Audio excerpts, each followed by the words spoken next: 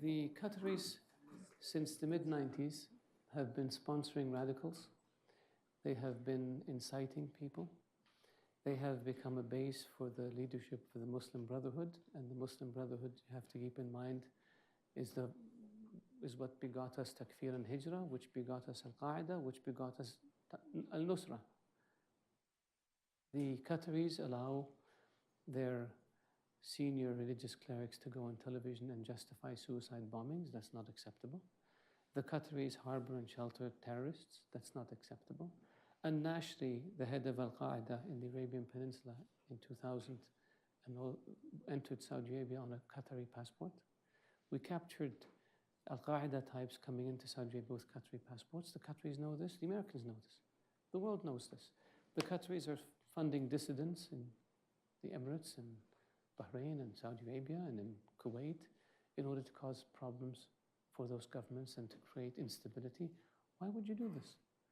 The Qataris pay ransom to terrorist groups, including $500 million to Hezbollah in Iraq, $50 million to Qasem Soleimani, according to text messages between the Qatari ambassador in Iraq and the foreign minister of Iraq, including I don't know how much to Hezbollah in Lebanon. Is that acceptable? If we gave $1 to Hezbollah in Iraq, we'd be sued in a court down the street. And so the Qataris use their media platforms to spread hate. The Qataris send weapons to Al-Qaeda affiliated militias in Libya. The Qatari Emir was conniving with Gaddafi on how to overthrow Saudi Arabia. The Qataris connected Gaddafi with a Saudi dissident in London who they fund, who connected the Libyans with a group in Mecca with the objective of assassinating the then Crown Prince, later King of Saudi Arabia. Is this acceptable?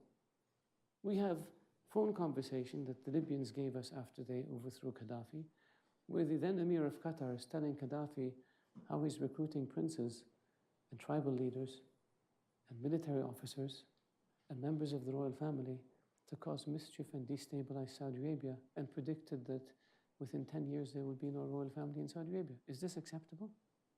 They do the same thing in Bahrain and in Kuwait and in the Emirates. So in 2012, we cut off relations with them, the same countries. And a year later, they came back and agreed that they will end all of this nonsense. And they signed an agreement. And nothing happened. So this time, we said, you know what? We're not going to deal with you. Unless you change, this we will not allow you. There's a list of terror finances that the US puts out, the UN puts out, and a number of them are living openly in Qatar, raising money and giving it to bad people. Is this acceptable? Shouldn't be. Why do the Qataris get away with it? Because I think people see a young country, young leadership, they buy fancy buildings, they have a nice airline, and they think, wow, these guys are really modern. But we have to deal with the dark side that I just explained.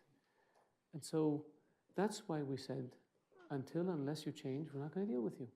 Now, what happened since we took this action? They signed an MOU with the US on terror financing that they had refused to sign before. They changed their laws to allow the introduction of evidence provided by a foreign government. They reduced their support for Hamas, which opened the door for reconciliation among the Palestinians. All of these are good things. Now we're waiting for them to continue to implement all the things that they promised to implement. They refuse to engage in a dialogue about implementing these issues, and we refuse to talk to them. And so for us, and we've said this to them, we've taken the steps that we took. No dealing with Qatar. You can't overfly airspace. You can't import things from our market. We will not, the military cooperation is still ongoing because that's a GCC issue, and with the US, so we do that. But the other stuff is all frozen. until they change. And I hope they change.